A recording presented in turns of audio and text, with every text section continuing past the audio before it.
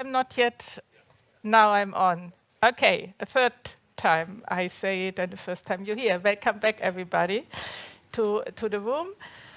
I hope you had a good break. You're energized for our next session but let me first start by introducing myself. I'm Christine Wirtz, the Director for Social Statistics in Eurostat.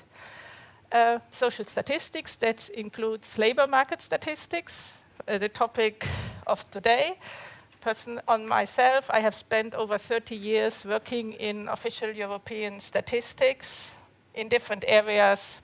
Well, just a little bit of background. I will be sharing this session, which is on changing forms of employment and work relationship, the measurement, and the session aims to discuss what is actually meant by new forms of employment and the aspects to be measured. And we will have here 4 distinguished speakers. They will give presentations of about, we agreed, 12 minutes. That's in general for the whole conference, the length of the sessions. And afterwards, we will have time for discussions, answers to questions you may raise. So please be ready to express your questions afterwards. Let me introduce the first speaker. That is Kieran Walsh, the head of the Statistical Standard and Methods Unit at ILO. Kieran has been with the ILO for the past 10 years, supporting the implementation of statistical standards, to development of guidance, and to delivery of capacity building. He worked previously in the Central Statistical Office of Ireland in different roles, and including as head of labor market statistics. Kieran, please come here.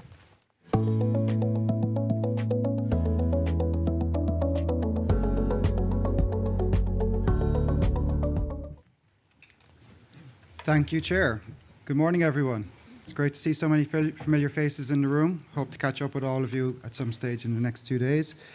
Now, I only have 12 minutes, so I'm not going to waste a lot of time. I'm going to get started.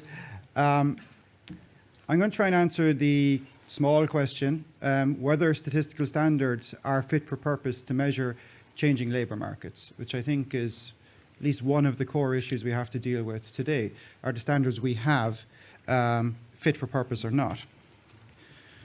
To do that, I want to say a little bit about what our key statistical standards are that we now have in place for measurement. And these have been all referenced in some form in the remarks we heard earlier by different speakers. I think it's best that we look at 3 statistical standards as heavily interrelated that have been adopted since 2013.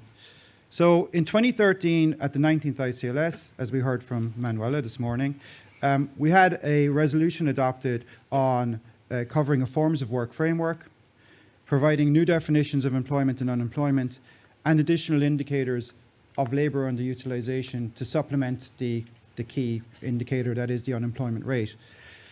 Now, that set of standards was responding to concerns that existing definitions and indicators didn't really reflect employment policy needs, because we had this very wide definition of employment, which included quite a lot of paid work, at least in principle. But we also needed indicators that track changes in the labour market well enough, or provide visibility also to unpaid work. And I think we can describe these really as macro level concerns that existing standards were missing targets in some ways. Now, building on that, when we moved on to 2018 and 20th ICLS, we covered the topic of work relationships and the International Classification of Status and Employment, ICSA 18. I think what we can say there is that we were responding to a related concern that evolving or even existing labour markets, traditional employment, if we want to call it another way, was not being adequately described by the standards that we had, in particular ICSA 93, the old classification. And we had underlying themes in the discussion for developing those standards. And I think they're related to control, decision-making, and the types of remuneration people were receiving. So these are, the key underlying themes there. Now, when we move forward to just last October, the 21st ICLS, the topic of interest was the informal economy. And the issue there is that we were responding to a need for more harmonized and meaningful data on informality. And underlying themes here, I think if we were to describe them, are issues of social protection and recognition of work. Okay? Now, the point I'll be trying to make, I think, consistently throughout this is that these things are interrelated. And one of the risks we have to avoid is that we somehow view solely themes. And we view modalities of work separate from the outcomes and the working conditions that people have. But the standards we have promote viewing these jointly. So more specifically, what do these standards promote in terms of data availability? Well, a starting point would be detailed information on participation and time spent in paid and unpaid work. We can say this isn't primarily an issue of new forms of employment, which is the name of our conference, but certainly it has impacts. These things are all interrelated, as I've already said. In addition, when we look across the three standards, we see that what we're really promoting is more detailed indicators on employment from several different dimensions. So there's issues of authority, which are built into the work relationship standards, remuneration, informal employment, the informal sector, plus partly informal activities, which I think is something important to recognize, that even in, let's say, highly formal economies, partly informal activities will still exist within employment. And more generally, a very wide indicator framework across these resolutions with many cross-cutting variables. So issues like homework is not maybe a core part of a standard, but it's defined and promoted for measurement and reporting. Now, the question is, with that general understanding of what the standards promote, does this track changes in the way the world of work and the way employment is changing? And for that, we have to ask the question, well, how is employment changing over time? I think control within working relationships is one of the key dimensions we can say, if we look back over the last 10 or 20 years, that has been impacted in the world of work. Okay, this is central to ICSA 18 in particular. This is a theme we were addressing when we were developing those standards. But it's also of very high relevance to one of the key topics we'll be discussing in the next 2 days, which is digital platform work, where the locus of control of the work is one of the key points of interest. Now, another underlying way in which employment is changing is, I think it's fair to say, the role of technology within employment. Okay? Digital platform work, one of the topics we'll be discussing today and tomorrow, will address this partially, but I would ask the question, is that adequate? Is it adequate that we only look at the issue of technology through the lens of digital platform employment, or is it a more cross-cutting issue that we need to think about in a wider way? Another way where we've seen change, particularly in recent years, is remote or intermediated working relationships. So we do, from the time of COVID, have some guidelines on the measurement of remote work, but there's low consistency, there's low prevalence of data on this phenomenon, so I would say more has to be done. These things like intermediated work relationships and remote work relationships, they are important in ICSA 18, but also I think they're core elements of what we need to talk about when we're talking about digital platform work. And then my question related to this is, well, how else is employment changing? In what other dimensions can we observe changes in the world of work? I'm not going to pretend to have the answer, I'm just putting the question. Now, I want to bring this back to the issue of statistical standards. And what I would say is I think we have to view statistical standards as something of a work in progress. Because again, recognizing that these things are all interrelated, we've come a certain distance, but we do have more to do. So in the longer view, I'm looking back now 40 years plus to when we had the 13th ICLS standards in 1982. The standards have been evolving over time from what I think is a strongly economic perspective, where we were looking at labor input to production as what we needed to understand, to a more dual purpose whereby we're trying to fill both social and economic data needs. Okay, so if we look at ICSA 93, the premise was you were in employment for pay or you were in employment for profit. Okay, and that was done to fulfill economic data needs and the system of national accounts. But as countries were applying the standards, there was more and more demand on the social policy need for more meaningful data. And that's the evolution which has actually been taking place in the standards. The 19 ICLS was particularly foundational in this shift because it started to look at paid and unpaid work. Okay, it took a narrower definition of employment, more aligned to employment policy needs, and built from that base. Now, I think the 20th ICLS standards in particular try to address an inherent bias towards traditional employment in both the standards and the methods for measurement. And what I mean, the bias here is that the way the standards were written were towards this idea that everything could be split into a dichotomy of self-employed and employee, for example, and that these two modalities described everything that was happening in the world of work. But ICSA 18 recognizes that, in fact, the world is a lot more complicated than that. So with that said, I would ask the question, would we say that the standards glass is actually half full? We shouldn't be too pessimistic. The standards have evolved an awful lot in the last 10 years. And I think we're in a far better position with these statistical standards than we would have been 15 years ago to track evolutions in the world of work. But related to this, we also need to reflect this in measurement approaches, because I think when we look at the way questionnaires have often been designed in the past, they are themselves biased towards traditional working modalities. The way we actually phrase questions, the way we structure questionnaires has formal employees somehow in mind, because it's the easiest thing to make reference to in the way we design our questionnaires. And in some countries that will serve very well, in others less so. So looking again at the idea that this is a work in progress, I think we have to look at, well, the data we're actually producing and how it's being used. And we have to recognize that standards will only have value when they are applied and the data based on them are disseminated. And here I would say, despite the fact that we have made significant progress in implementation, we're still lagging behind. Dissemination is lagging behind the standards. We have done work tracking how many countries have applied ICSA 18, for example, and it's lower than we would like it to be 6 years later. But it has come forward, and it is accelerating to some degree.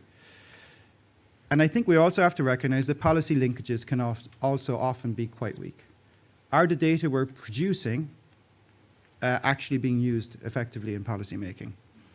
I think data is being used in policy making. I'm not sure all of the data we produce is. So how are we going to effectively follow through the good work that has been done in standard setting? And all of the good work we're going to hear about guidance and so on. How do we get that data at country level and make sure it's actually being translated into policy use? So here I strike a slightly more pessimistic tone when I say that I don't think the measurement glass is as full as the standards glass at this point in time. So finally, from my side, I just want to say, looking to the future, I think, if we were to see a situation 5 years from now where we had wide implementation and dissemination based on even the standards we now have, that would actually be quite transformative, particularly at the global level. There will be countries who have already producing even more data than this, of course, with more advanced systems. But if we're talking about at the global level, if we can get countries to the level where they've applied the 19th, 20th, and 21st ICLS and are producing detailed indicators based on those, I think that actually could be very transformative, and that's what we should be targeting. But we recognize that we need further standards in key topics like care work, digital platform work, and others. And these are in our work program, so okay, these will be happening. And again, I want to come back to the theme of interrelation between topics and themes. And here I want to ask the question, why do we exclude informality from consideration? I think there's some sort of bias that we seem to separate things into themes. We talk about digital platform work. We talk about work relationships. And we somehow separate that discussion from the underlying outcomes and conditions that come with them, which is themes of social protection recognition, right? So we need to actually really view these things in an interrelated way. And I would say, are we driven by trends in interest? And if so, is this a bad thing? So we're working on digital platform work because it's the hot topic. no, I don't think that's a bad thing, because I think we need to be seen as responsive. But I think in doing that, we need to recognize the interrelationship between different topics. There are themes of technological use, there are themes of control, protection and recognition. We should be looking at these all jointly. And can we, as a group, have enough vision to identify the dimensions employment will be changing on in the future, and maybe start to see what are we missing? But okay, we're on a good path. I would say the glass is half full, but I think we always have more to do. I'll stop there. Thank you.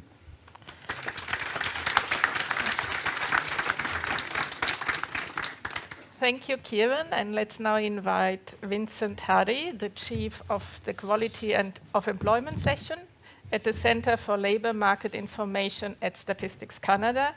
Vincent has more than 10 years of research experience related to labour market insecurity and quality of employment. He led the in-depth review on the measurement of new forms of employment for the Conference of European Statistics in 2020-2021. He was a contributor and a main auditor, and the handbook had been published in 2022. Vincent, please. Thank you, Christine. I don't think I could have thought of a better way to transition between Kieran's presentation and my presentation, because I'll be talking about the interrelationship between the different topics of interest to all of us in my presentation.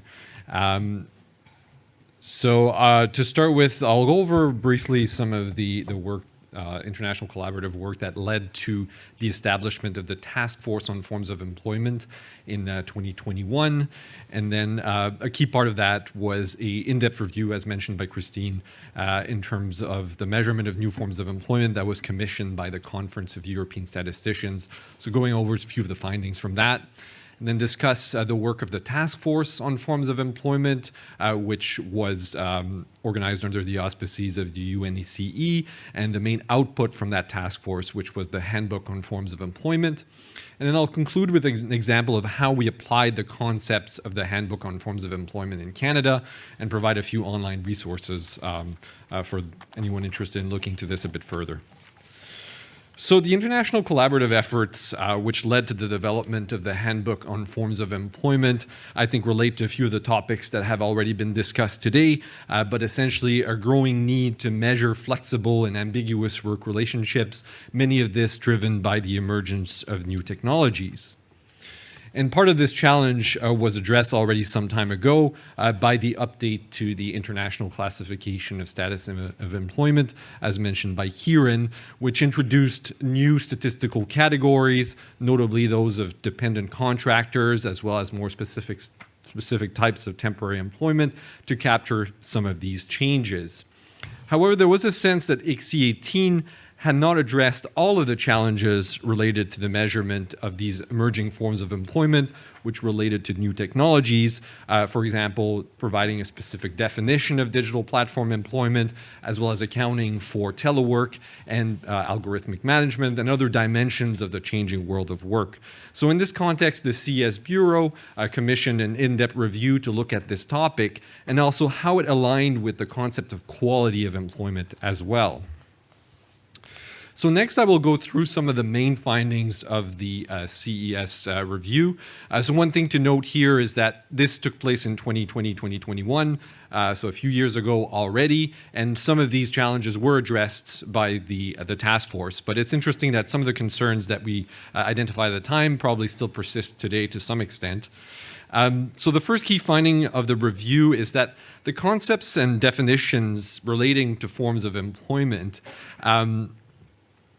are used to some extent in an inconsistent way by different actors, whether it's policymakers, the media, researchers, as well as national statistical agencies. And in this context, this raises some communication and policymaking challenges to properly identify and measure what is of interest for both policymaking, but also the broader conversation about forms of employment. So it's not so much a question of a lack of concepts or definitions in the most part, with some exceptions relating to, for example, digital platform employment, but rather how these concepts are used and ensuring consistency in terminology, both from a communication standpoint as well as a measurement and policymaking standpoint. So the second major challenge identified by the in-depth review is the fact that the labor market, as was alluded to in some of the introductory presentation this morning, is of course constantly changing, which poses always a challenge for statistical standards to integrate these new forms of employment. And in this context, there is an importance to develop definitions which are precise enough to prevent confusion and overlap between different concepts, but they're also broad enough to capture some of the changes that are ongoing in the labor market. So if a new form of employment emerges, that statistical offices have the tools to understand what this particular form of employment is and how it can be categorized into the existing classifications and definitions. The final main finding of the in-depth review related to the fact that there are many frameworks relating to the measurement of forms of employment and quality of employment. We spoke of the the ICLS resolutions today, but there are also many frameworks relating to the measurement of quality of employment, for example. So there's a challenge from a resource perspective, both in terms of funding, but also in terms of competing purposes that the LFS may be committed to in terms of measuring different components of the labor market. So in this context, there's a need to support statistical agencies and identify indicators to prioritize, as well as measures to collect. So the UNEC's Task Force on Forms of Employment was established with the purpose of trying to address these challenges. One important thing to note here is that the goal was specifically not to create a brand new parallel framework to understand forms of employment. Rather, it was to find a way to better align and identify those interrelationships that Kieran mentioned earlier. The task force was led by Statistics Canada with contributions from several people who are in this room today, as well as others who are not here from both statistical offices and international organizations. And the handbook was published in the summer of 2022. The main components of the handbook include the conceptual framework on forms of employment, which I will get to in a few seconds, as well as a discussion about data sources, as well as possible recommended indicators. Now, to give you a brief overview of what the conceptual framework tries to do. So I'd like to draw your attention to the center of the figure, essentially the elements which are in blue, which really are at the heart of what is the proposal here to define and identify the different components of forms of employment. So on the top side, we have the concept of work relationship, which is covered by ICSI 18, which refers to the nature of the relationship between workers and the businesses or organizations for which they work. And on the other, we have the concept of work modality, which is about the way in which work is coordinated and compensated over time and space. And perhaps the main innovation proposed by this conceptual framework is this idea that forms of employment should not be defined on a single dimension. If we think about older conceptions of the concepts of standard and non-standard work, for example, it's sort of organized on one dimension. But the idea here is that forms of employment should really be understood in terms of those two dimensions.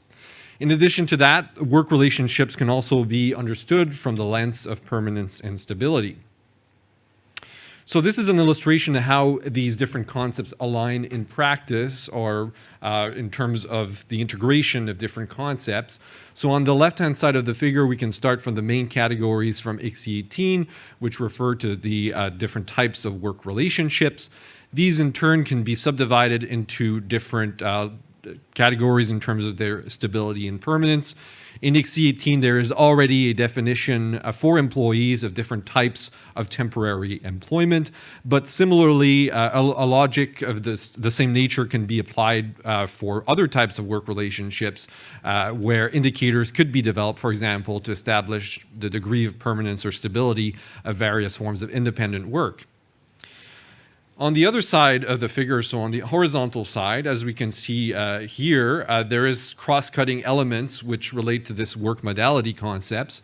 And the basic idea here is that something like working time, the length of working hours, part-time versus full-time work, those types of those forms of employment can be found across many different types of work relationships. Similarly, in terms of work location. So this helps really situate how these different phenomena emerge in practice and get at the heart of what is a particular situation in terms of an individual's form of employment. Just to go over quickly the other dimensions of the conceptual framework, which had the goal of aligning the framework with quality of employment, for example. There's, of course, an important point to make regarding the difference between job level and person level phenomena, which is an important distinction when it comes to some indicators of quality of employment. If we think about involuntary part-time work, for example, which is not so much a form of employment, but rather the interrelationship between individual preferences and a specific form. The measurement of social protection adds another layer to the measurement of forms of employment.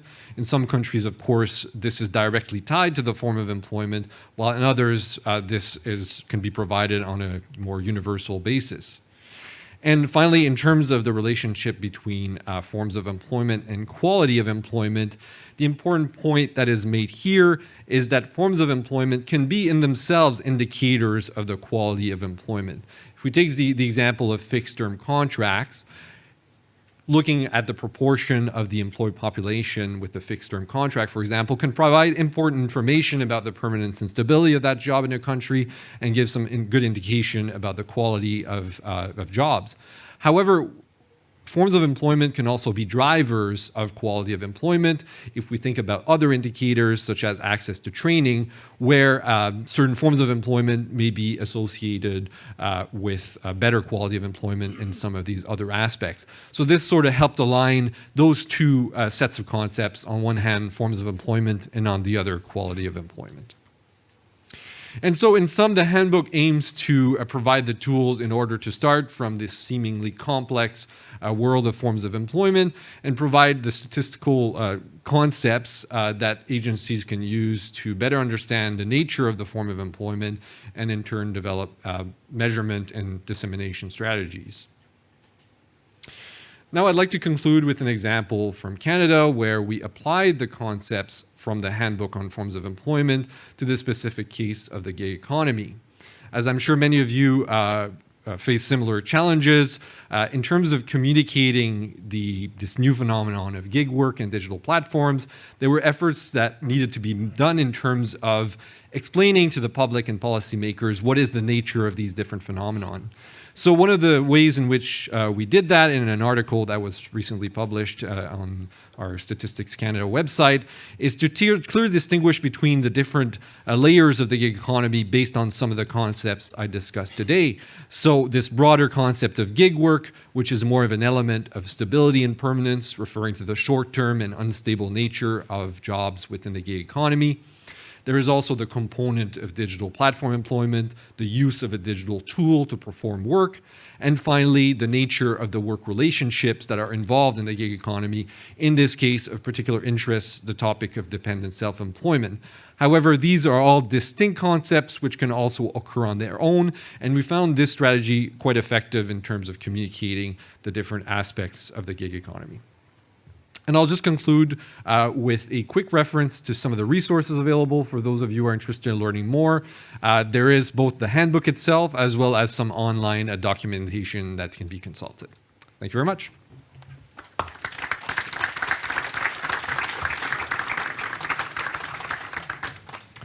Thank you very much, Vincent. We will now hear from Karen Kosanovic, who is a senior economist with the Bureau of Labor Statistics at the US Department of Labor. She has worked on the current population survey, that's the monthly labor force survey in the US, for more than 25 years. And her role is in explaining information, providing information to the public, improving online products, and she also helps developing survey questions. Karen, we are all ears. Thank you very much. I'm very grateful to the sponsors and all of you for this opportunity to collaborate. I'm very knowledgeable about what we do in the United States, but it's more informative to me to hear about what you all do. I've worked at BLS for over 30 years, and in that time, there's been a lot of new forms of employment. In fact, I started working before we had a website. So when I first started, the first type of new work that was asked about was, well, what are these internet jobs? What is this e-commerce? Can you tell me about that? And so every time someone would ask, my first question to them is, what do you mean by that question? What is it that you think you're trying to measure with that phrase? And so whether that's gig employment, remote work, older concepts, or new, the first response when someone says, do you measure this, is, what is it that you think we're measuring? And then a typical question is, oh, you're not including those workers in your data.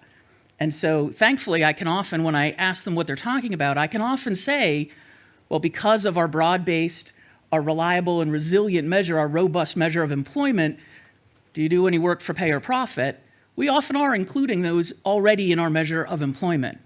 Now, while that is reassuring to me, what's not satisfying is when they ask, well, how many are there? Can you tell us how many? Can you identify them separately? And then I must honestly say, no.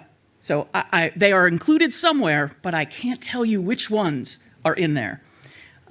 And then when we think about this and we get this information from the outside, from our data user community about these new forms that are of interest to them, the question then becomes, well, what are the distinguishing features? How would we classify or characterize people that are working in these new fashions? And do we need to change or modify our existing concepts and measures? Very often, the answer to that is yes, and then the really hard question comes, which is how? How do you do that? So if we're going to measure something, we have to first have a definition of it. We have to know what it is we're aiming to measure. The real challenge then is do we have a perceivable criteria that distinguish these workers from other workers? Are we calling them the right name? Are we using words? Have we agreed upon even what to call them? And then finally, are there enough of them? And so each of these needs becomes the challenge that we're facing, that we're working with. So we hear about gig economy, and I've never yet gotten a consistent measure. I'm fascinated by the variety of things that people describe. It started off as simple as, Uber, but not Uber. And then it's evolved into more complicated things. So trying to identify that aspect of what is it that distinguishes this worker. Now apps and websites and platforms are ubiquitous. So how do we separate? 25 years ago, it was easy. If you're using the internet in whatever form, then that was an internet job. But now we really need to distinguish what way are you using this app or platform. We have to come up with a language that will allow us to understand, not only a language that we in the research or statistical community understand, but that people understand. And so one of our first experiences in measuring this was, we didn't call it digital platform work, never let economists name anything. We called it electronically mediated employment, and that never took off. Even within our staff, it never took off. If you ask half of my colleagues right now what EME is, I don't think half of them will know. And some of them were around when we measured it in 2017. So we need to come up with terminology. One of the problems we faced in our 2017 measure is workers that we were talking about and trying to measure understood it. Other people did not. So if they saw the word website or app, they said, oh yes, I use a website, but you are not an electronically intermediated employer. So that didn't work. So coming up with the challenge, as the language is evolving, we are attempting to do this. And then finally, if you can target this group, do you have enough of them to give reliable estimates? And so that also is the challenge that we're facing. So what are we doing in the United States, particularly with our labor force survey? We're talking about work relationship, and we have what we term class of worker in the US every month. So we can identify the self-employed, both the owner and own account workers. We do have whether they're incorporated or not, whether they have employees and how many. That's every month. That's great. Infrequently, only a few times in the last several years, do we have information about independent contractors. And that subject alone is of great interest to our data users. When we do this infrequently in special supplements, we ask about independent contractors separate from class of workers. So we ask both people that earlier identified themselves as employees and the self-employed, whether this pertained to them. We have information about whether they have employees, how long they've been doing it, how long they expect to do it, whether they would prefer to not be an independent contractor, have someone else tell them what to do. But you'll notice that we don't have a definition of dependent contractor. We capture different pieces of this, but overall we don't have that measure yet. While we're doing this in the same survey that gives us information about independent contractors, we do capture information about certain types of intermediated employment. So this comes in what we term the contingent worker supplement. If that's an unfamiliar term with you, it is also unfamiliar to lots of our data users. When we talk about, we capture several different forms of employment in this same supplement. Contingent work is temporary work, essentially, to us. It's people who do not expect their jobs to last. And so looking at the international standards, this is a combination, it's closest to a combination of fixed-term employees and short-term casual employees. However, crucially, we're also including the self-employed and independent contractors in here. So we are also including that. Now, we started the contingent worker supplement in 1995, and we collected it 5 times between 1995 and 2017. We collected it again in 2023. We had made some significant changes in 2023, and I had hoped initially that I would have data to share with you today, and sadly, I do not. So I can talk about theoretically what we're doing, and then tease you just enough that later this year when the information comes out, you'll find it. So we streamlined the survey questionnaire. We tried to minimize the questions that we devoted to contingent and temporary work so that we could ask about other things. So what we had termed alternative employment arrangements, again, once you have an alternative employment or a non-standard work, it begs the question, well, what's standard and what's traditional? I don't want to answer that one. I can just tell you about the forms that we have that are alternative. And so that meant independent contractors, on-call workers, which you may think of as sort of zero-hour employees, and then 2 types of intermediated work, temporary help agency workers and workers provided by contract firms. None of these was ever very large. The perception was always that it was large, a significant portion of employment, and growing over time. And our data through 2017 was relatively flat. 7% of people were independent contractors. Fewer than 2% or 1% were in the other groups. This was also the supplement where we had measured, again, that exciting EME thing that no one caught on, but our early concept of digital platform work. So we introduced it in 2017. We had some challenges with our 4 questions that were allotted. We put too much burden on those 4 questions. They did not work as expected. We were able to get some data that we could salvage, but we considerably rethought the process for 2023. We started essentially from scratch with the idea of what we wanted to measure. We had the luxury of more questions. And one of the crucial updates that we did in 2023 was collecting information on main jobs and second jobs. That was a particular weakness. I'm not going to get into DLP. My colleague Ann is going to be speaking with you tomorrow. But the key is that, like all of you, we are fixing the plane as we fly it. So we have collected data from 2023. I don't yet have those results. We are already testing and have to provide, last month, the questions that we're going to field in 2025. And we know already that modest change that we're going to make is not enough. And so we're planning larger updates in the future. So we're continually trying to improve what we have there. The contingent worker supplement is also where we collect information. We added 2 new questions to get a little more information about work schedules, advance notice, and worker control, trying to expand what we have. And these were identified as topics important to digital platform workers and independent contractors.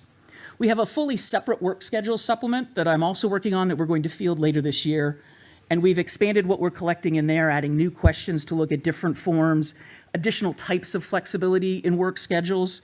Again, advance notice that we're adding to that. The work schedule supplement is also the place where we collect information on work at home. Now, traditionally, we had done this starting in the 1980s very infrequently. And prior to COVID, the last time we had information from our labor force survey on work at home was 2004. So it was what you'd call not relevant.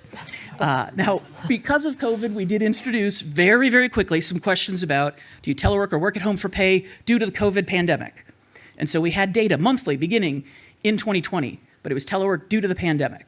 We were successful in 2022, removing that pandemic restriction so that now, since October of 2022, we have integrated into the basic labor force survey a monthly question on telework or work at home for pay. So roughly 20% of workers in the US, and we have whether they've done it and how many hours during the survey reference week. We are working again on this work schedule supplement question that will allow us to ask a lot more detail. And so we've expanded the questions that we asked in the past to be more relevant so that we're getting things like, we actually already had information that might help you identify a hybrid worker. How many days do you work only at home? How many days in the office? Crucially, our measure here is work at home. We do not ask about all the locations someone works.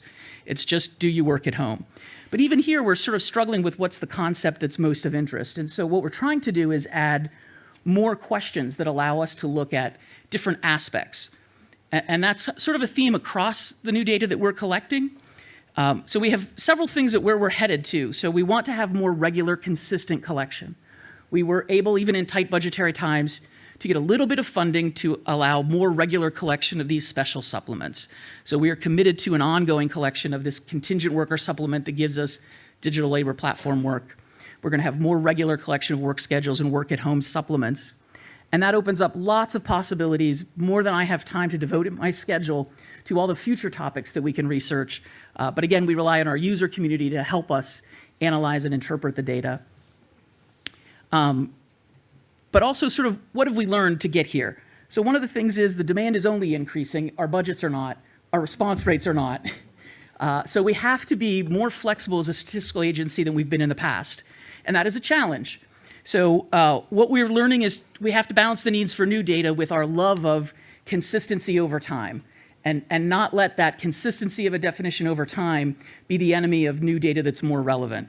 And so what we're trying to do is add this flexibility by focusing on aspects. So we're thinking about the different distinguishing characteristics that may be useful. So for work at home, not just whether someone works at home, but what does that mean to work at home? Are you working at home in addition to working in the office, maybe on the same day? We don't ask the question of, are you just checking email on your phone at night? But we do have a question that identifies when you're working at home, is it instead of going to the office or in addition? We're trying to figure out when we think of a remote worker. I don't know exactly what definition you think of, so we're trying to capture information about people that are entirely at home, people that are entirely at home and have no workplace they go to. So we're capturing different aspects of work so that we can leave it up to the users and ourselves to have more flexibility in our definitions. And we hope that will be more persistent over time, where we might change some of what we include or exclude, but we will have all of the aspects in the data that have been collected.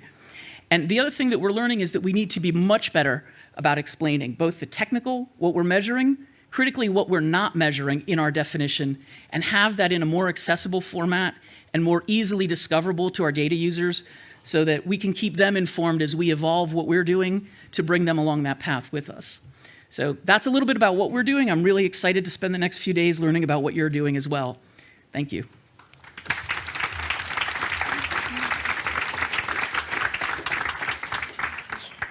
Thank you, Karen, for these insights. We are now having Tadas Leonchikas, the head of the employment unit at Eurofound, and that is the European Foundation for the Improvement of Living and Working Conditions, an EU agency based in Dublin.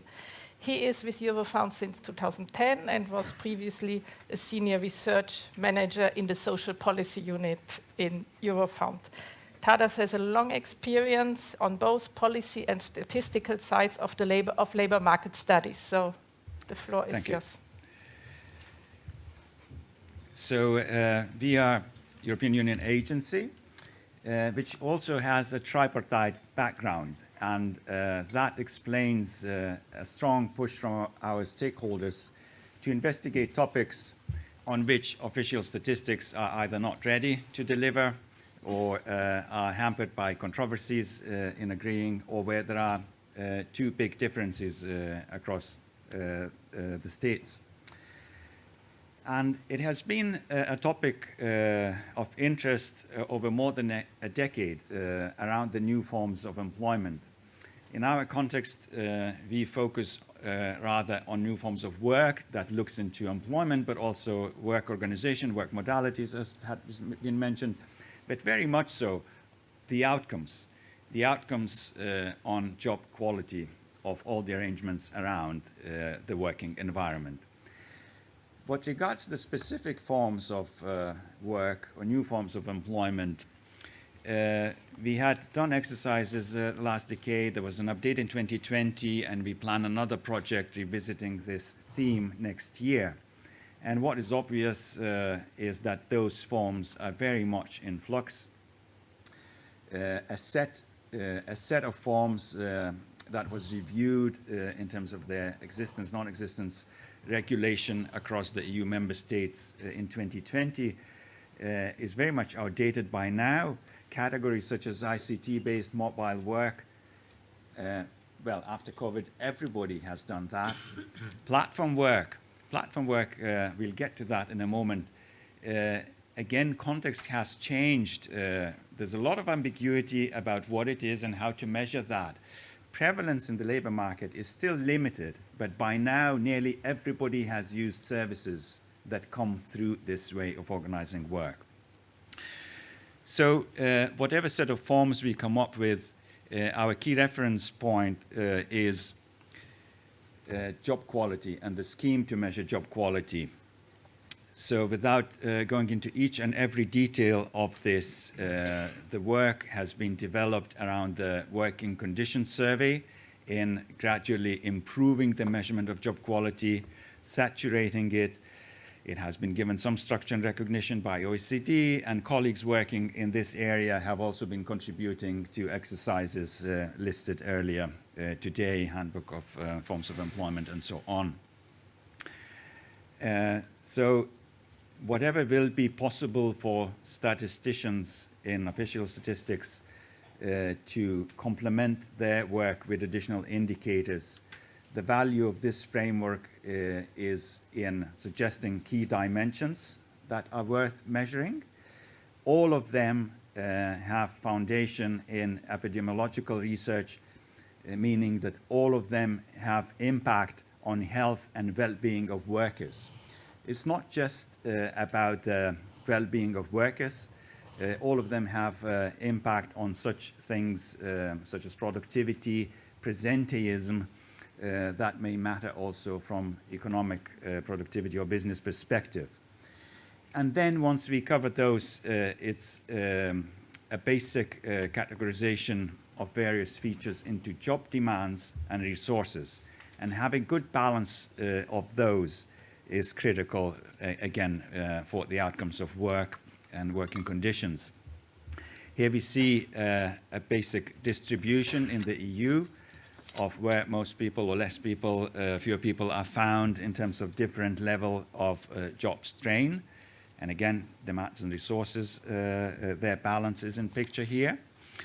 And after this, I'll move into some specific forms of employment. So here you have a rather standard set of employment types. But what we invite is paying attention to what outcomes are. And the most strained jobs we could see concern some category among the self-employed. And again, it's important to look further into what's under. So specific subcategories of solo self-employed people could be found in platform work mentioned, but also very much in areas that are difficult for policies to address. Addressing undeclared work, addressing unpaid work, care, especially in our aging societies, is a big challenge. So we look further more specifically into economically dependent solo self-employment. Again, a number of features to consider following the standards of LFS in EU.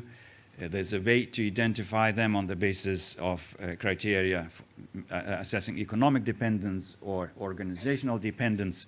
In the working conditions survey, slightly broader criteria are applied, and we see instantly different prevalence that application of these different criteria results in. In the working conditions survey, a larger proportion of working people is captured in this way. And again, it's important that this vulnerable category under high strain of work they are very much disadvantaged on many dimensions you can take, in particular in autonomy, in task discretion, in training opportunities, also with regard to job prospects and career prospects, but very much so also in terms of health indicators. Now, if we apply these criteria to capture platform workers, we might not really capture them well, given that platform workers would have a number of engagements. They wouldn't necessarily depend on one provider of work. That would be one feature. So struggling to define platform work is going on for quite some time. The preparation of the Platform Work Directive in the EU has been one of those long processes.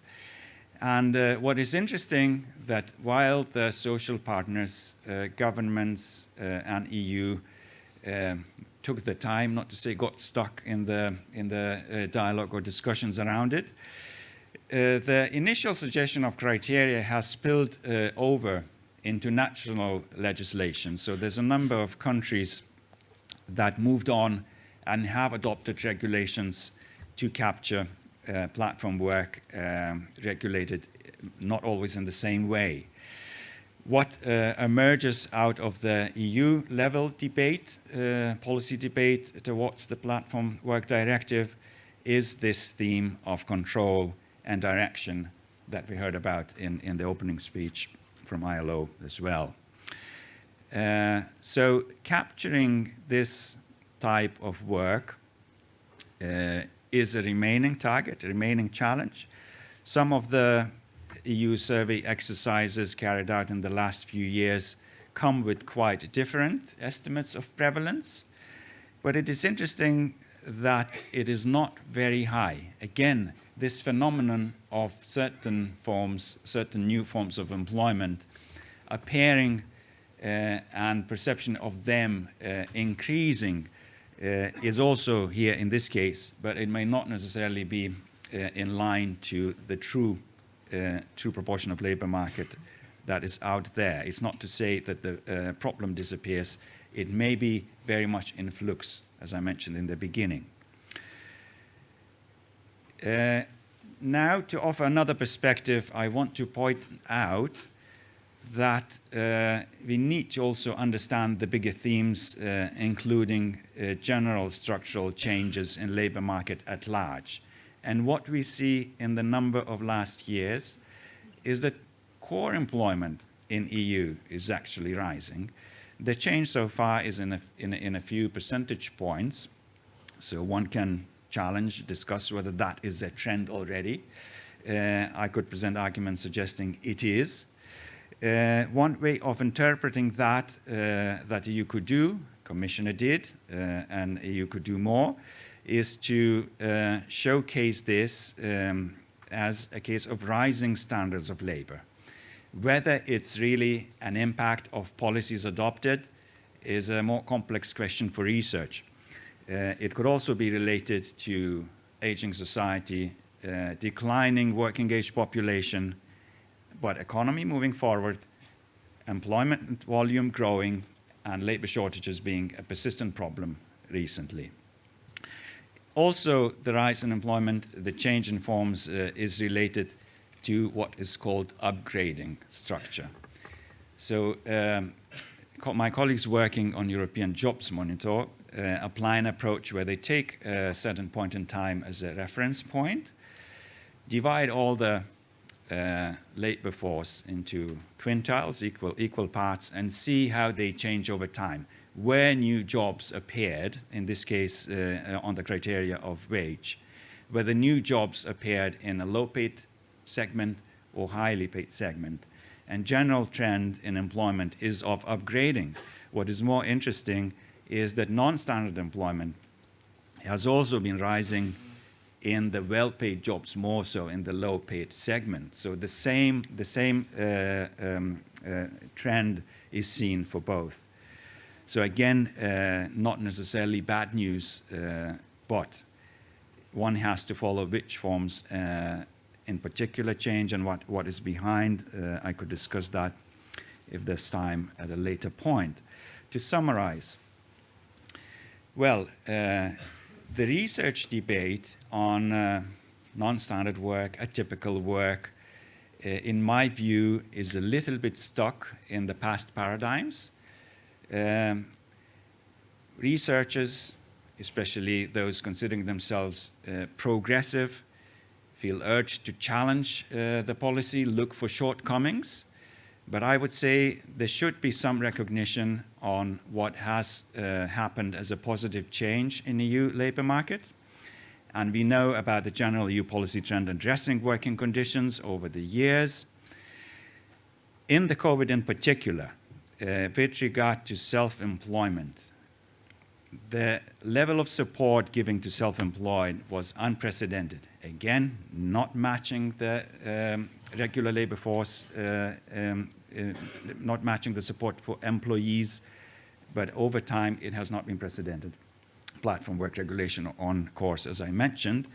And certain persistent challenges, however, both for policy and for measurement, remain. And I present a list of some. And I'd be curious for discussion at some point, either in this session or later ones throughout the couple of days here, to also learn from yourselves. So economically dependent solo self-employment is one of those challenges, as you saw a bit of evidence. Platform work, social protection dimension is being addressed.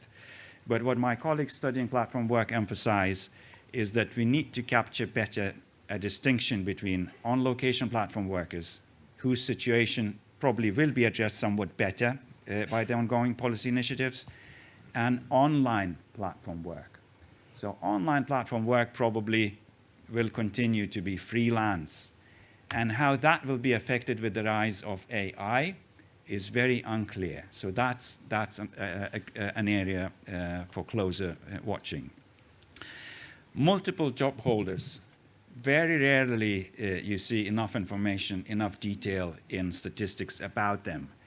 But platform work, again, much discussed, is a phenomena that is rarely a single occupation for platform workers. It comes in combination with other things. And capturing that and capturing where in that combination people have some social insurance or protection is difficult, however critical, again, for the future. Undeclared work, mentioned enough today, but also the representation of workers in the new economy, in the new forms of employment, is something you rarely get from official statistics. And that is key. We know historically that has been the key for changing, for addressing working condition challenges historically over time. Thank you.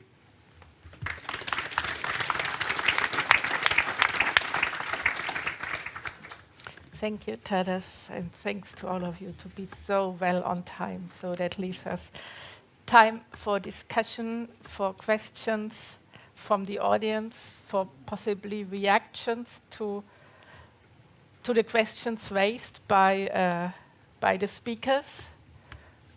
Would any one of you like to come in? Yes, please. We have microphones. Yeah. We have 2 microphones here in the rooms. So, no, it's okay. It would be nice to introduce yourself with a few words and ask the question. Trying to I'm a freelance journalist, and I would like to know what is your perspective about skills? Because they're all talking all the time about skills will be needed, jobs will have to be filled with new skills, and they have put everybody on it, academy and even industry. Industry is training, giving traineeship to their own workers or people they choose, so that they know what to do when they will be working on new industrial products in their plant, but they will not be movable because they will know that skill, full stop. So, questions. How are they going to measure them? They're not there yet. Would any one of you like to go into Kieran? Well, I'm not sure. Hello? Is it okay? Well, no, it's not working. So it's not working. You just put it. Hello? Yeah, that's how it is wow. working. It's very distance sensitive. Yeah. All right. Well, thank you. It's a very good question. I think the issue is about prediction of necessary skills, right? Which is a difficult task for everybody.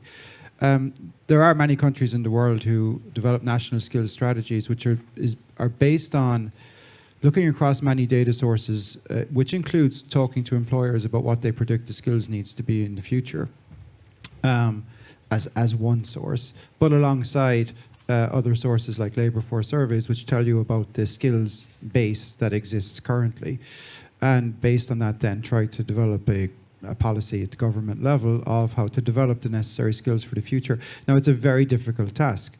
There isn't one single source of data, there isn't one single statistical standard that can deliver everything that's needed in this space. But there are countries who are trying to do this quite well and then developing the skills development programs to actually deliver for that. My experience of Ireland was this was quite a successful process, right? I mean, it's by talking to employers over time. I'm talking over a long lens of time, that skills were developed that actually promoted inward investment and massive increases in employment over time. So I think it can be done. It is about our ability to predict what skills are needed and therefore put in place the infrastructure to deliver it in a timely way to meet employers' development needs.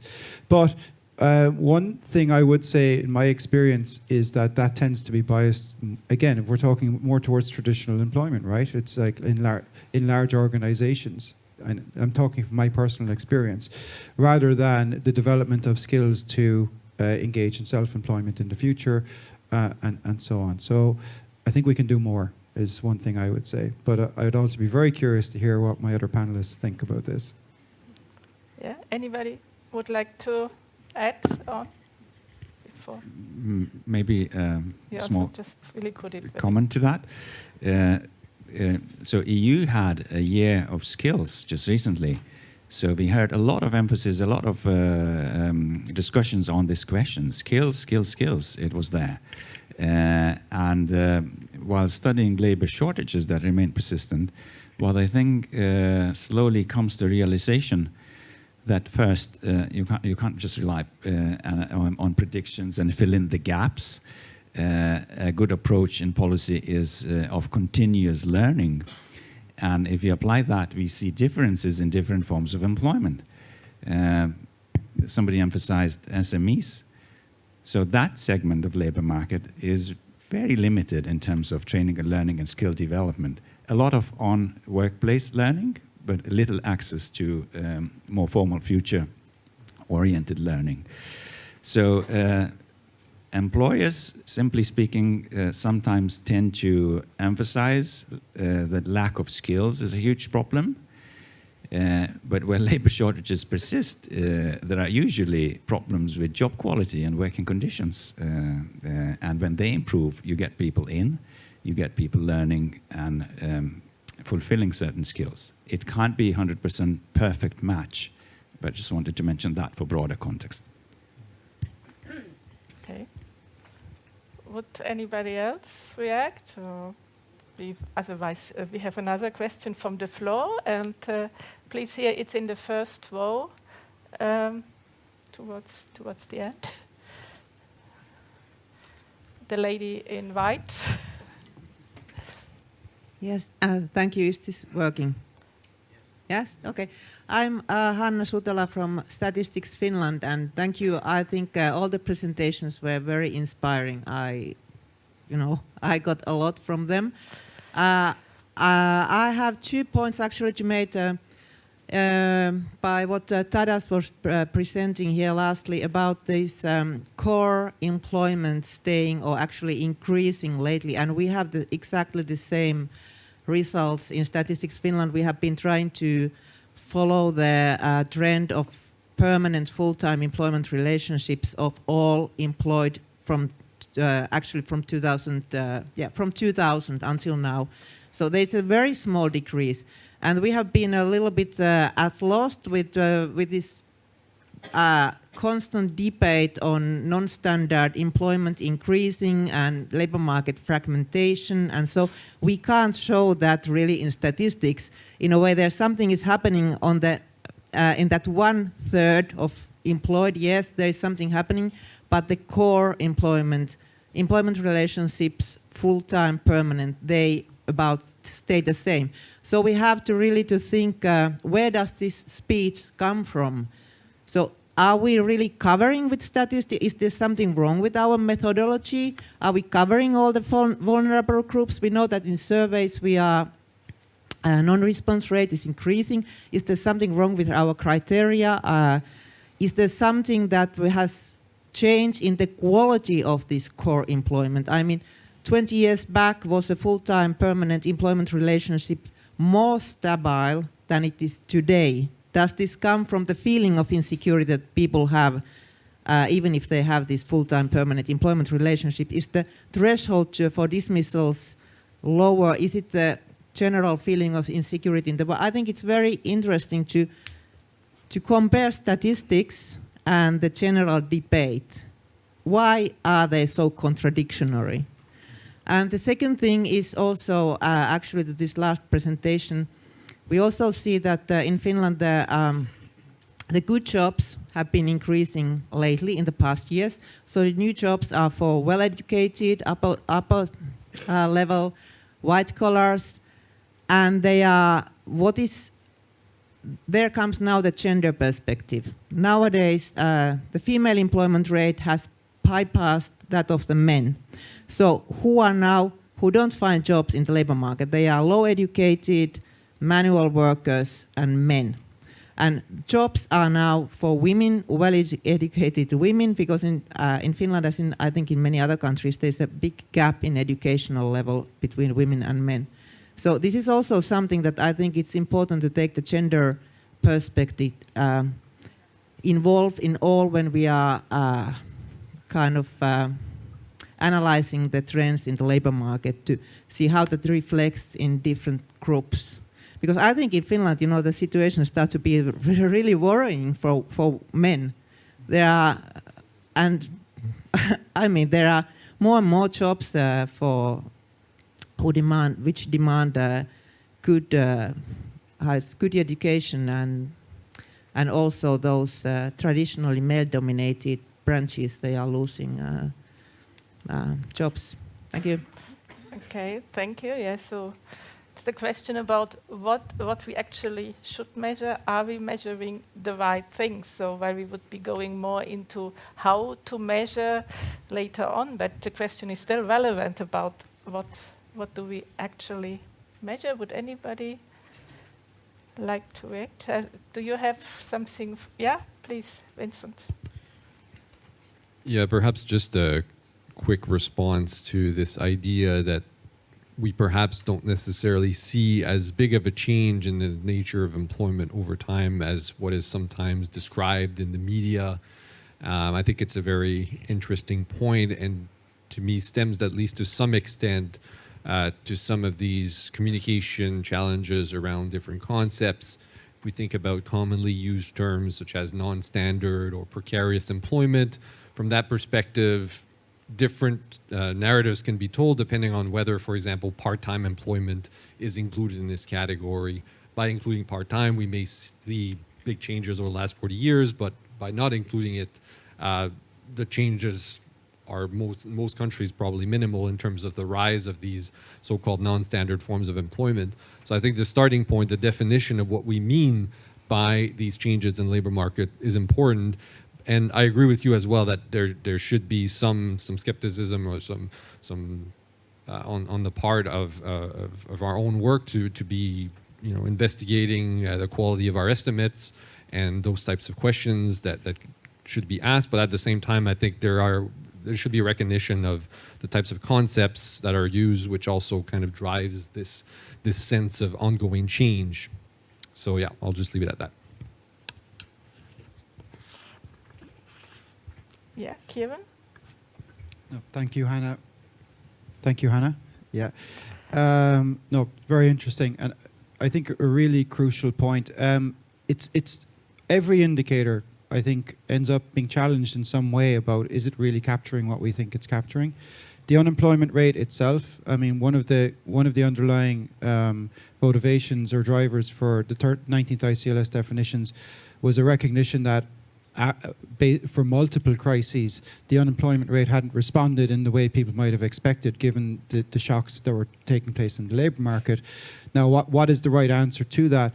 the answer we've tended to come to is we need more indicators, right? So we need to understand the unemployment rate, or in your case, core employment, for what it really does measure, and recognize that we need extra indicators, whether it's about looking within core employment and seeing, well, but what changes are actually happening there, or that there are extra indicators outside core employment that we need to be looking at. And it's hard to escape that, but it's always a tension because, as Manuela said this morning, I mean, policymakers want one key indicator they can look at. And when we're supporting countries, we always face this challenge.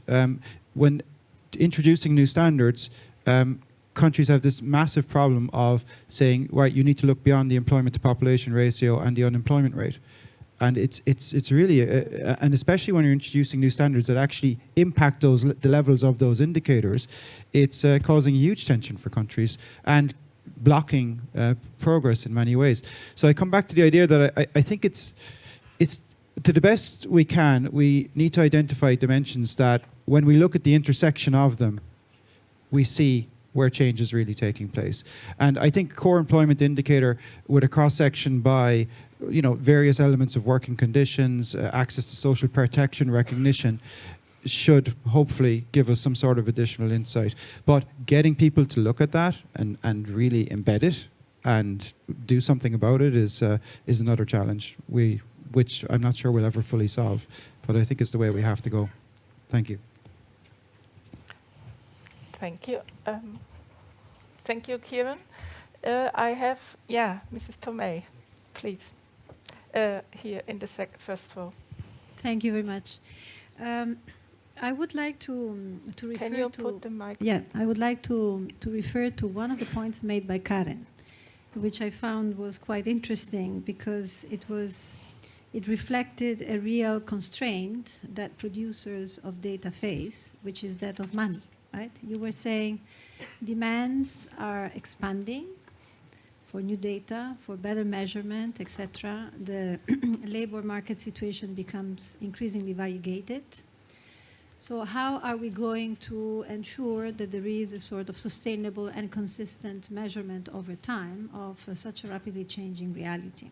So you were putting forward a suggestion, right? It's how to strike the right balance between continuity and then some flexibility built into the collection of data. So I would just like to hear more from all of you about indeed how to resolve this dilemma, which is very, very real. Thank you. Okay, thank you for this question. Basically, that's if we now give the round here, that would then be the closing remarks also from you. Who would like to give it a start? Karen, it was for you. Thank you. I guess I'll start. I wish I had a simple answer already. So if someone here afterward would like to come chat with me, I'd be really happy to hear that. I think that is the challenge. We know that we can't control the resources. We can only control the work that we do, and that is increasing. And so it requires some ingenuity upon us and some collaboration to hear advice. It's very helpful to hear about the experiences of other countries. And we are hoping that by being very thoughtful about what we produce, and then again, I think it's growing importance to me at least to recognize explaining what we're doing, making the data easier for people to locate and easier to understand, where we're making it not some abstract concept, and again, not just telling them what we have, but what it is not.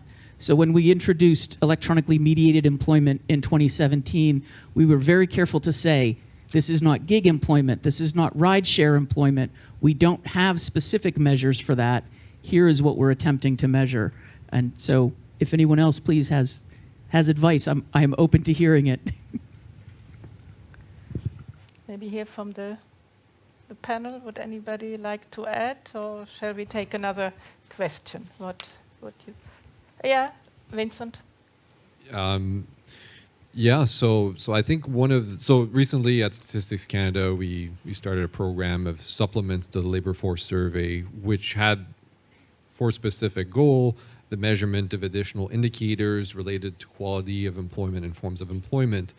And I think one of the starting points for us to manage these questions around both cost and respond burden is to think about how quickly different phenomena are changing within the labor market, and then to structure a collection schedule to reflect that. There are indicators that do not need to be collected every month because they do not describe immediate trends in the labor market. So I think for us, this was a useful starting point to think about what should be in a supplement collected at longer intervals as opposed to more regular measures to try to manage this challenge of many different demands. Kieran, Tadas, anything you would like to add? Maybe just very briefly, I think that the idea of a modular labour force survey that adds topics over time is one way to achieve efficiency, which is obviously very attractive.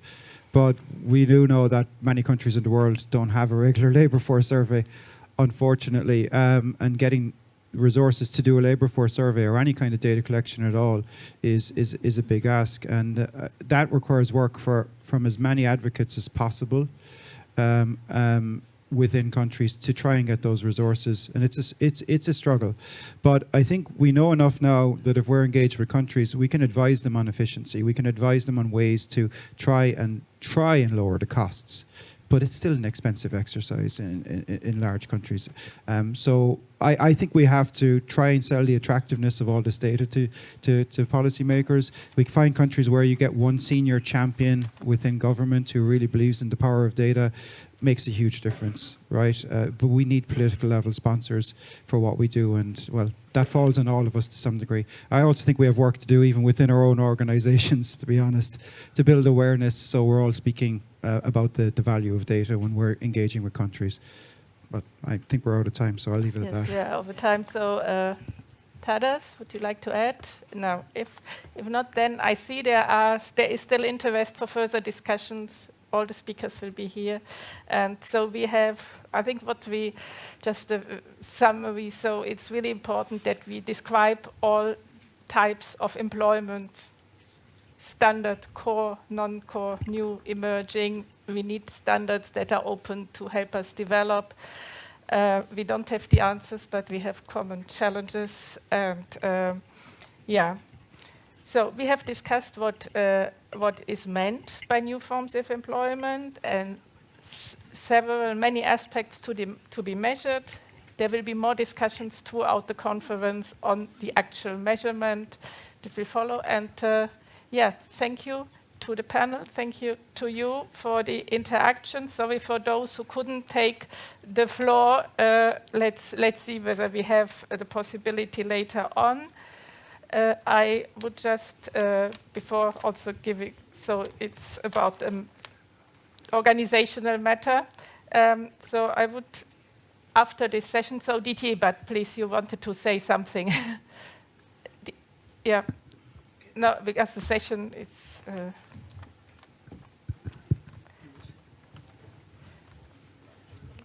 yeah, okay, so Didier Dupré will announce now the next steps for the afternoon. No, yes, very, very shortly. So to say, you know, the room upstairs where we had the coffee break. So it's where we have all the catering events also tonight. So for the lunch, we will go there now. Before the lunch, I will just ask to the speakers and chairs if they can stay here a few minutes in order we give all the instructions. For the rest, for the moment, that's all. I will appear again at the end of the afternoon for giving you also some information for the social event. But for the moment, just the lunch, so please go up. And it is at 2 o'clock that we start again. Yes. Okay, thank you.